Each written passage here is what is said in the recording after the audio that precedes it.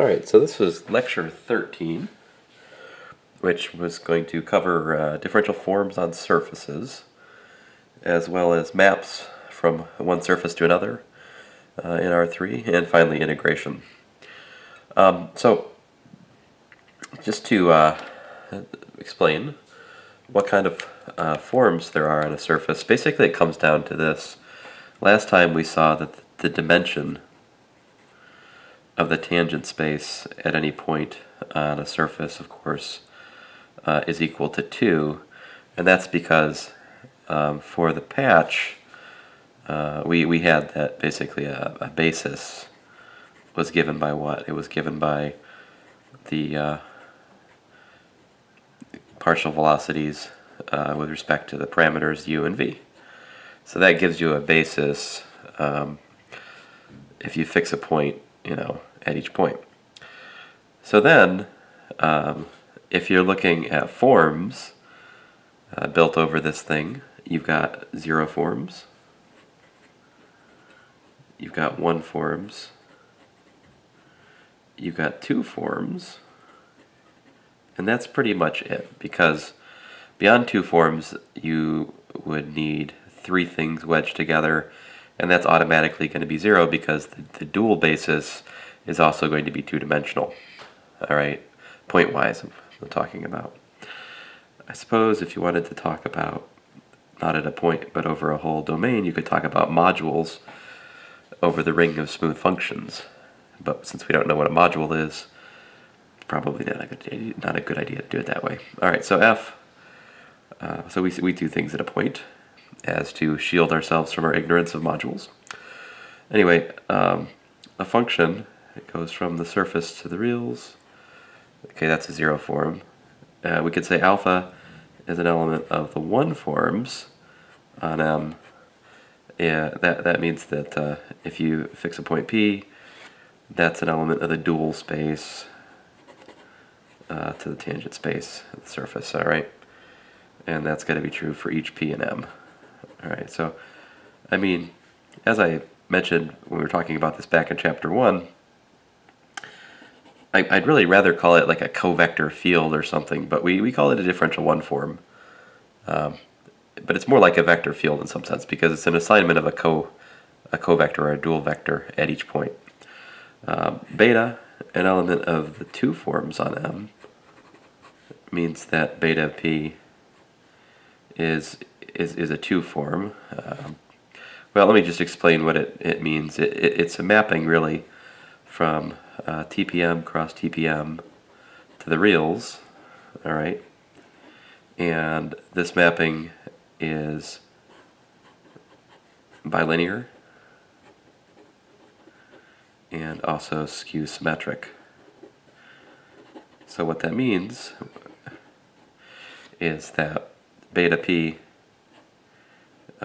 when it acts on a pair of vectors VW, it gives you minus beta P WV, and bilinearity means that I have linearity in both slots of the formula. Again, if you have a K form, then well, K is equal to 0 for K greater than or equal to 3. Now, we also, of course, have some notion of smoothness. I suppose, eventually, you could talk about smoothness in terms of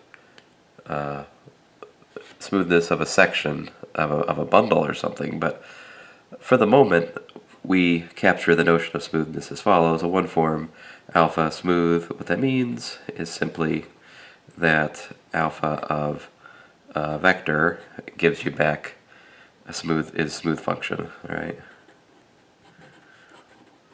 Is a smooth function for all vector fields on M. A vector field on M is, of course, meaning that V of P is an element of TPM for each P and M. A 2 form is smooth Okay, much the same. Oop, I've added an E somehow. That would mean that beta v comma w is smooth function. Alright. And again, for all, that has to be true for all smooth vector fields, v and w over the surface. All right. Now, and we already defined what it meant for just I guess I should remind you, a zero form f is smooth. What did that mean? Well, that was actually a little bit subtle.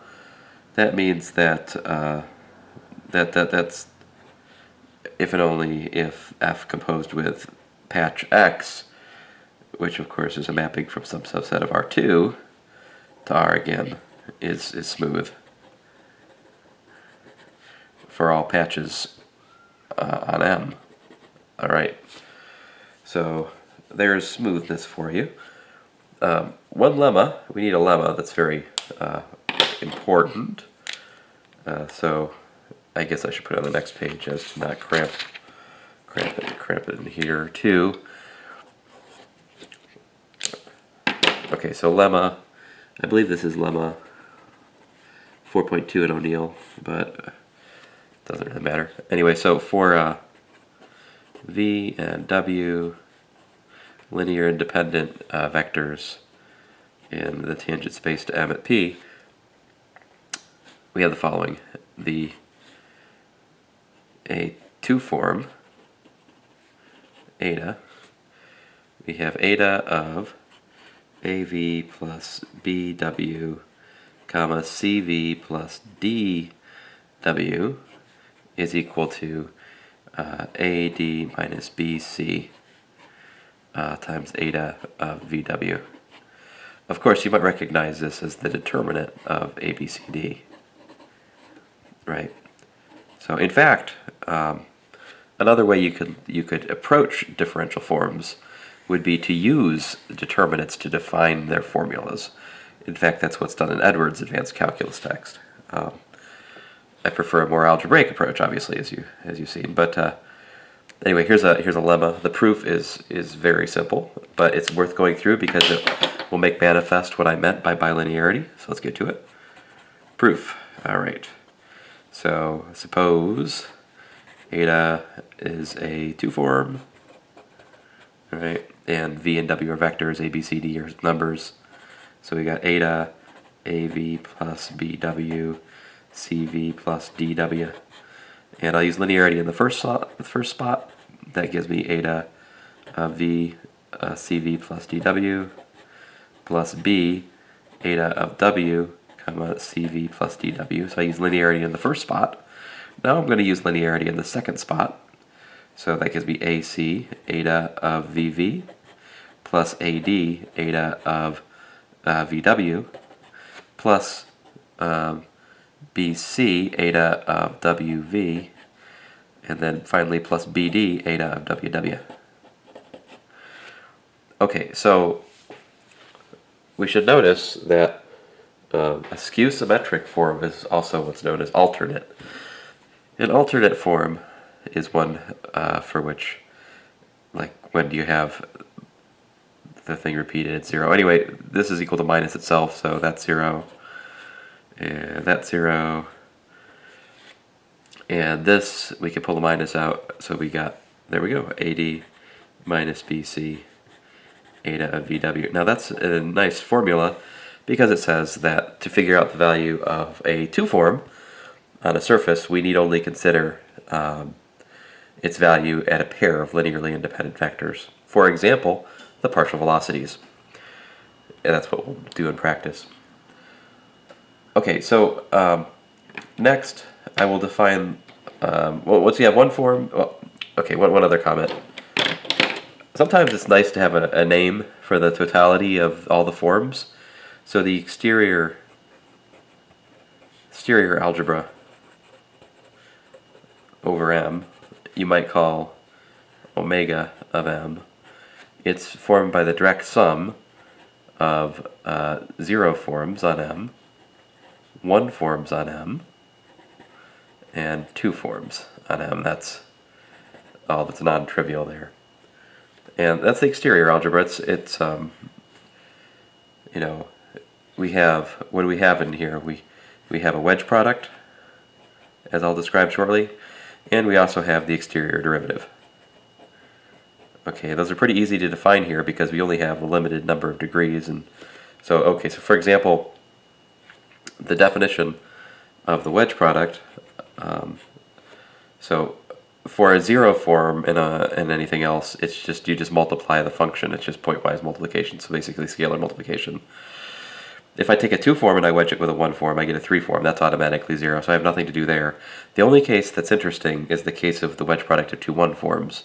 So if I do phi and psi are 1 forms, then we'll make the following definition.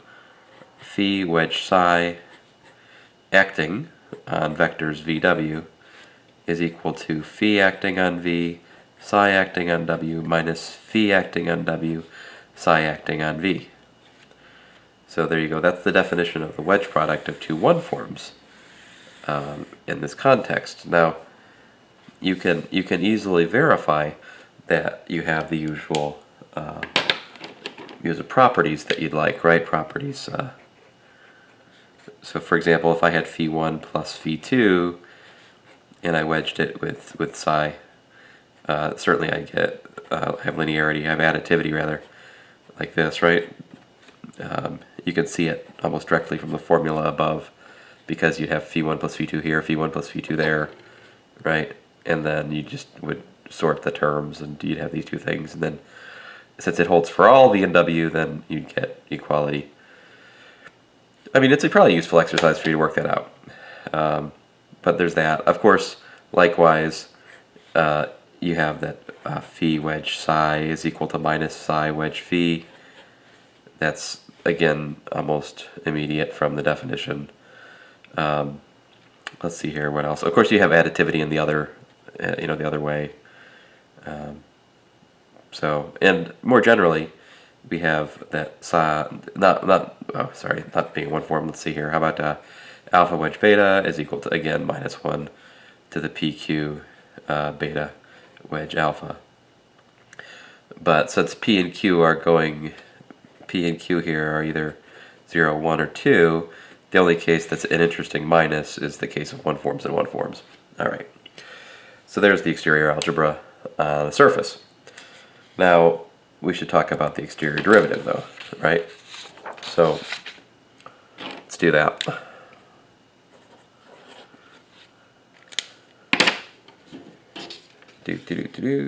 All right, so the exterior derivative takes a P form to a, P plus 1 form, right? So that's the way it works. Exterior derivative. It's D is a mapping from, say, the P forms on M to the P plus 1 forms on M. So in order for P plus 1 to be non-trivial, your choices are only P equals 0 and P equals 1. By the time you get to P equals to 2, you got a 3 form here, and that's automatically 0. So for P equals to 0, what's the exterior derivative of a 0 form? It's df, right? And we'll define that the same way we did before. df acting on a vector v is just equal to v of f. Okay, so that defines the 1 form df. P equals 1.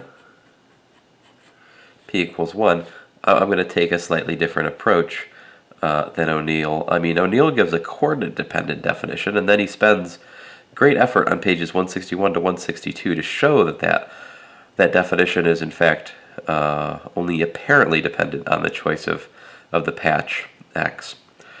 I say that a simpler path here, since honestly, folks, I'd really rather only talk about coordinate change when I'm to the real manifold theory where I'm using charts as primary.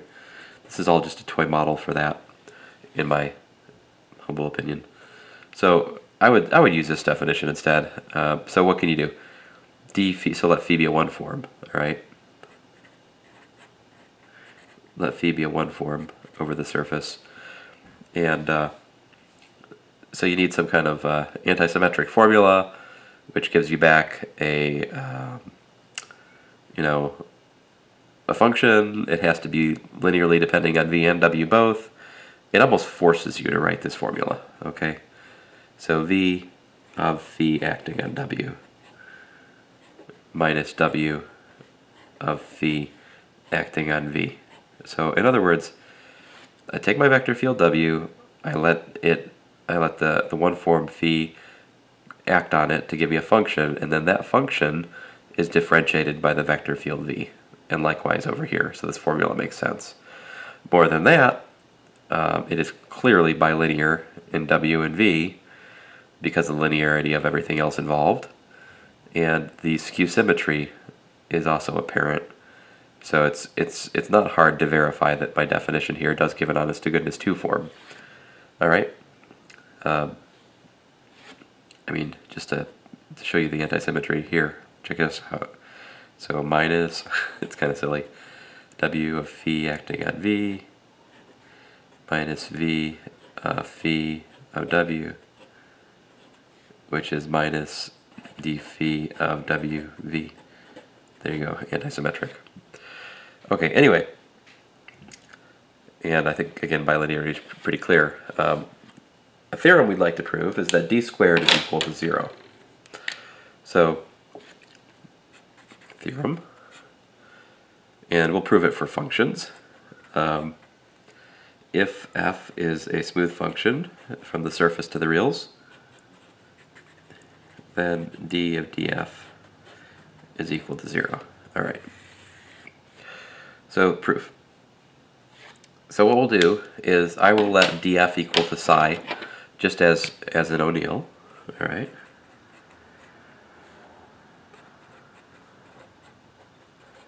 That just helps to look at it.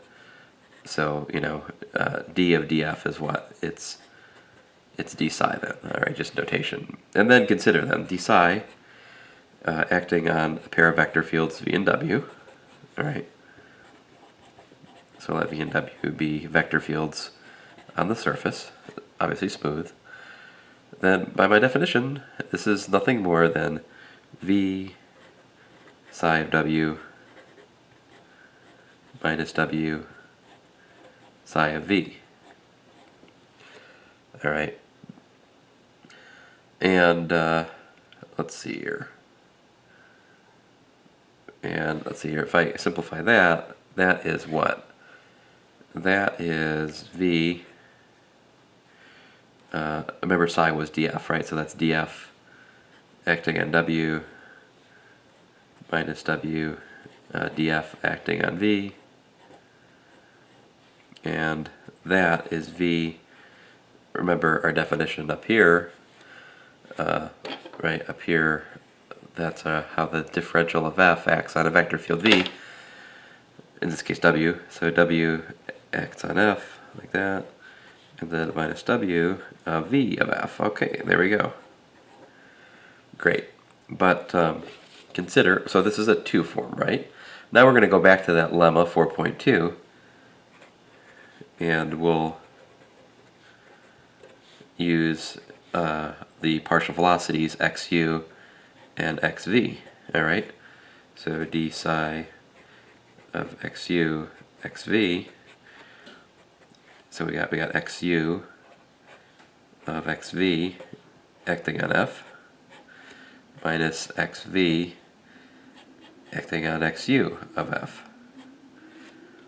All right, but then by other work that we can do, or I'm not sure if we've done it yet, or anyway, you could show this. If I haven't shown it already, I can't remember if I've shown this already or not, but the way to calculate this is partial u of partial v of f composed with the patch, right?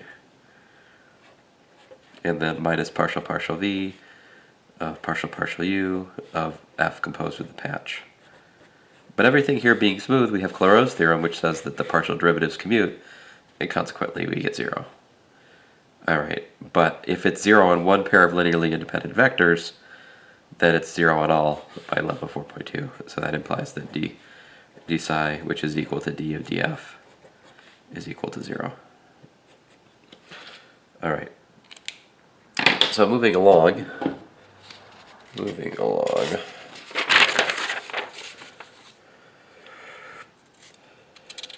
Excuse me. So if you look at what we've done so far, there's something a little bit weird, because when we talked about differential forms and exterior derivatives and all that before, we did everything based on, like, let me just, reminder. So, for example, if I had alpha was equal to the sum over a multi-index I of alpha I dxi, what did I do? I said, well, d alpha was equal to a sum over the multi-index I and j, and what did I do? Oh, well, forget that. I don't even need that. Sorry, just too much detail. D alpha I wedge dxi, right? That was our definition, and it was nice. It was that was fun to work with. But you notice here though, he's defined all of the forms in terms of their action on vector fields. He hasn't actually written down a basis for the the one forms or the two forms. I should say basis. I mean, basis is the wrong word unless we're talking about a point. But so at a particular point, we can prove the following, though. Not sure which way to start here. Tell you what, I'm just going to draw a picture and I'll try to walk us through this. So, in order to get to these kinds of ideas for the surface, we need to talk about charts. We need to discuss charts.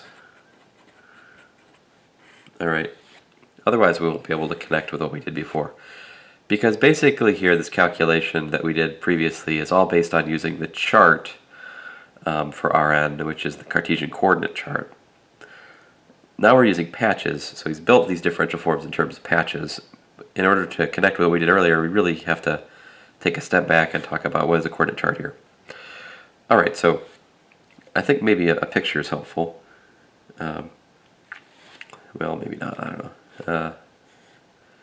I'll make up my mind eventually. So down here we have the parameter space, u and v. And there's some domain. We're going to talk about all this with respect to particular chart x, all right?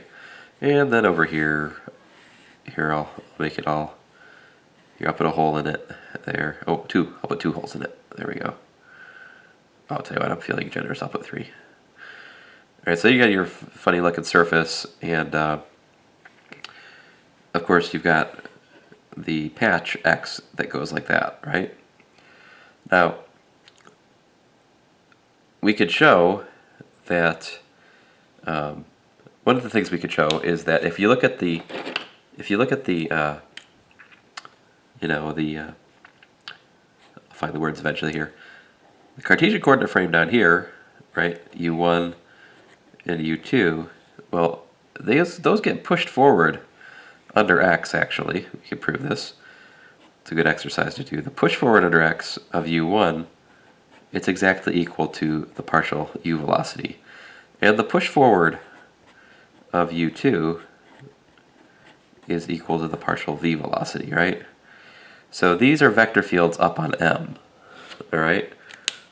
Then, so the question then is, what are dual to these partial velocities up here, right?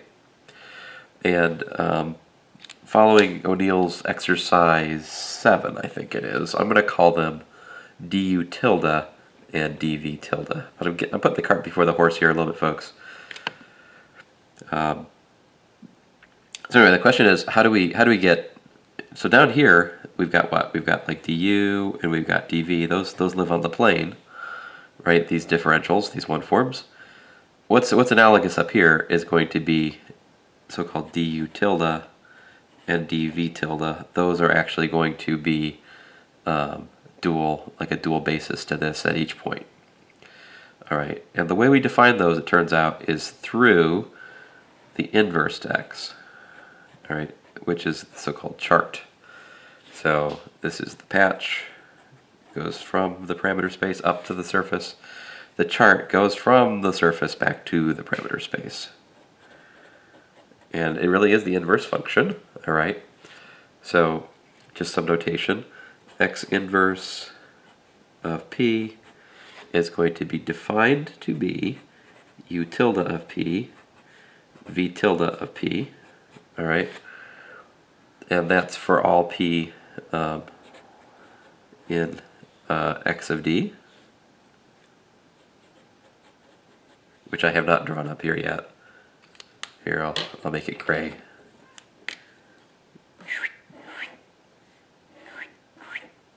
Whatever, X of D. Sorry, it's getting rather cluttered up here. So that's the chart is the inverse to the patch, right? So in particular, this means that if I take U tilde, right, U tilde of X of UV, that gives me back U. If I take V tilde of X of U and V, that gives me back V. That really is just by the definition of the, the inverse mapping. Okay, so there's a lot of potential for confusion here. Let me just go ahead and actually show you the details of why this is true. So this is true because of the following. X inverse of X of UV. All right, so what's the inverse of a map? It's whatever goes into the map again, right? It's the identity. So we get back out UV. But again, by definition, the component functions of X inverse, which is a mapping from M to R2, right? So this is like parentheses U tilde of X of UV, comma V tilde of X of UV equals to U comma V. And there you have it. So just, compare this with that. That gives you this. Compare this with that. It gives you this. All right. So that's a chart. Now, let's see here. Not sure I could prove it yet, but du tilde dv tilde ends up being the dual basis to the partial velocities. I mean, I could show you that. I'm trying to think what it is I can't show you yet. I guess the thing I can't show you yet is that, in fact, this du tilde, I'm arguing, I haven't shown you on this page, right, but the push forward, like we talked about before, push forward of the Cartesian coordinate vector field, Cartesian frame u1, u2, pushes forward to xu, xv. Actually, the pullback, so under forms you do something called the pullback, as we'll talk about in the later part of this lecture, but the pullback takes forms in the codomain, or the range, if you like, of a map, and it brings it back to the domain. So like the pullback of du and dv in the in the parameter space here is du tilde dv tilde up there. But we haven't defined pullback yet, so I really shouldn't tell you that. And yet I feel like I should tell you that because I want to connect these ideas together. So I hope you can forgive me for putting the cart before the horse a bit. Here's the proof that it is in fact a dual basis. That's not hard to show. Du tilde, all right, acting on xu would be what? This would be partial u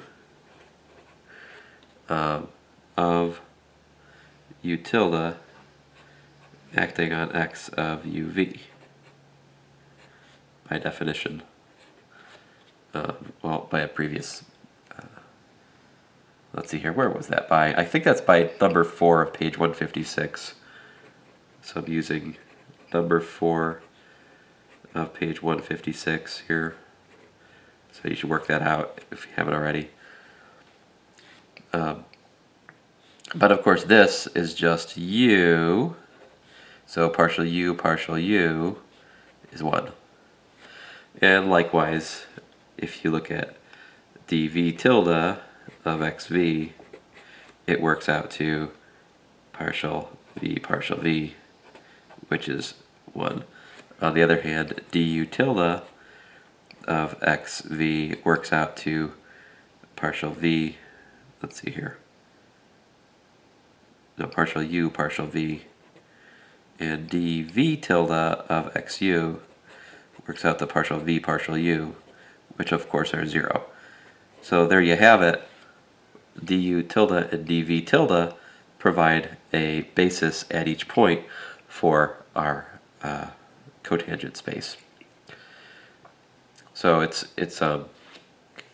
we can actually build the 1 forms and 2 forms on the surface using these du tilde and dv tilde. I probably said too much about this, but I'm sorry. It bothers me to have talked about the chart, implicitly talked about the chart viewpoint earlier, and not really made it clear, unless you happen to do exercise 7 in this section.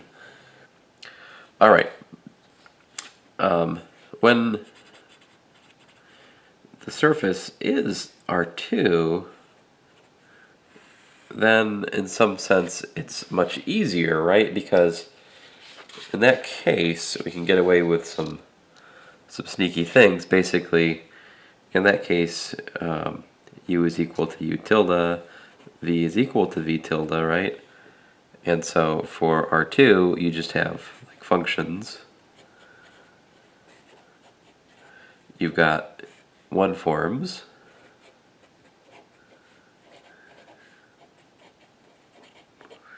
and you've got 2 forms, right? And how would you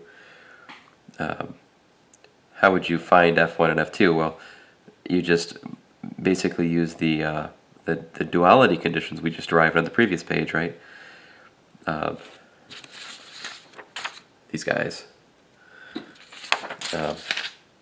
And so you can see that phi of xu is f1 and phi of xv is f2.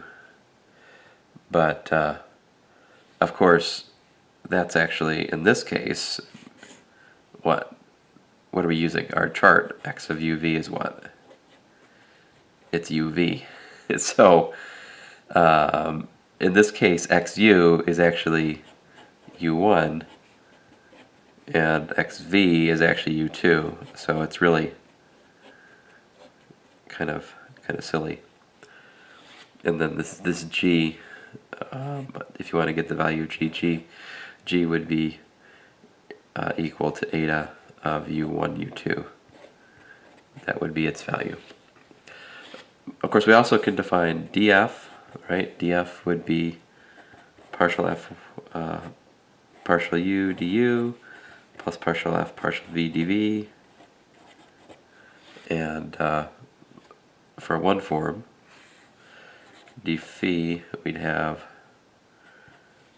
supposing this phi was equal to f1 du plus f2 dv.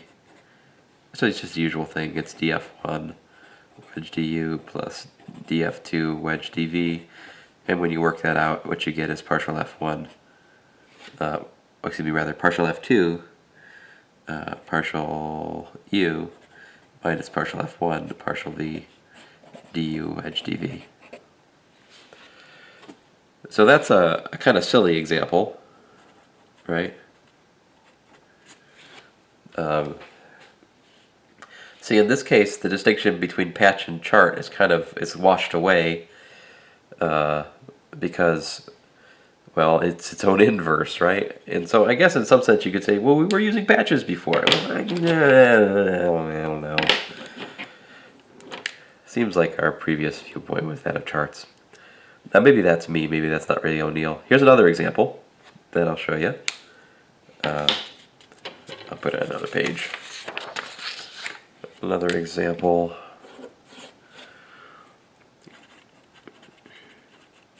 Also an easy example, but maybe not too easy. So x of uv equals to 1, 2, 3 times u plus minus 3, 0, 1 times v.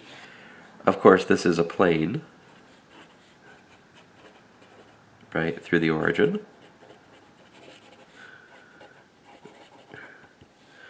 But it's not, it's not exactly, it's not as trivial as our previous example.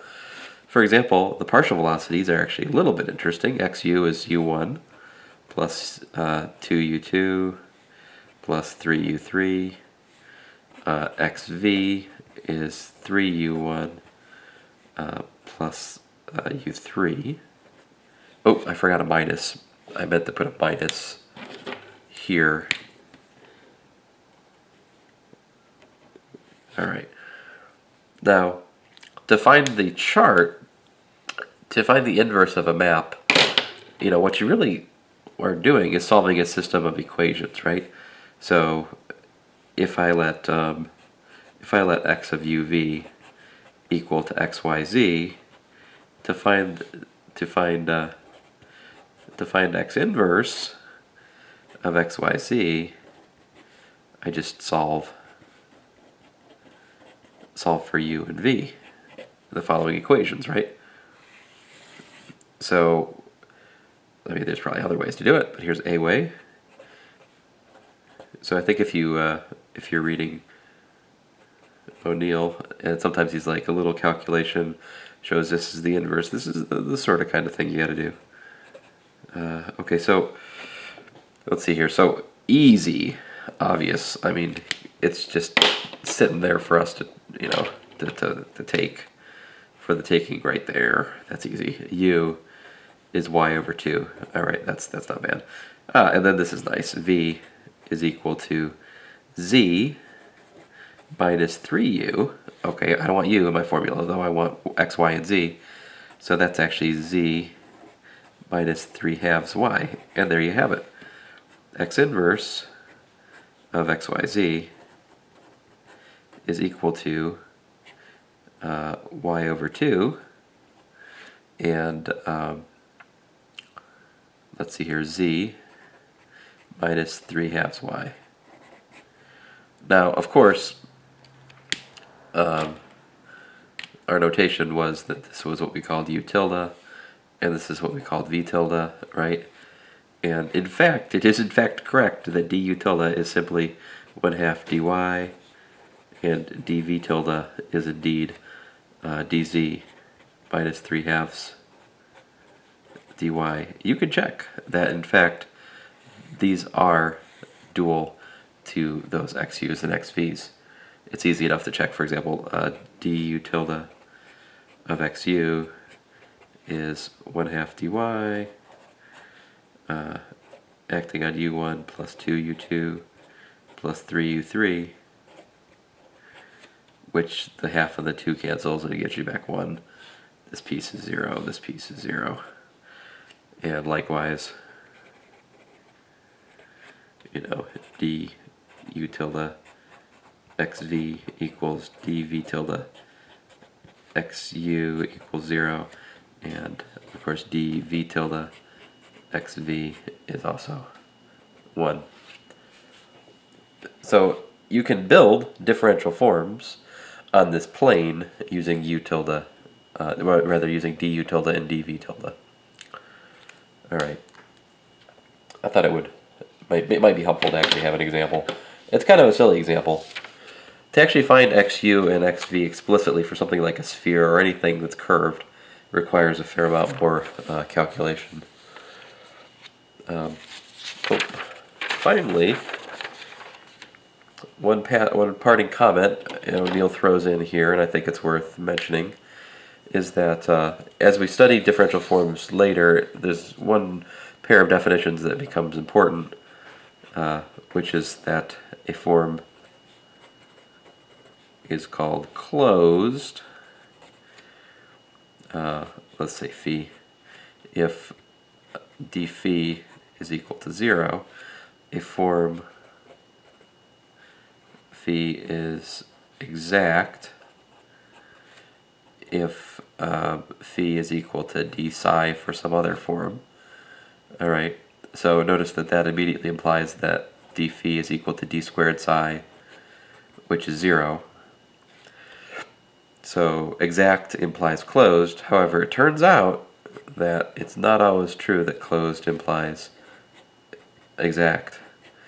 Exactly when this implication fails is an interesting and worthwhile question that we can't hope to solve right now. Anyway, that's about all I have for this part of lecture 13. I will start again here in a little bit. Thanks.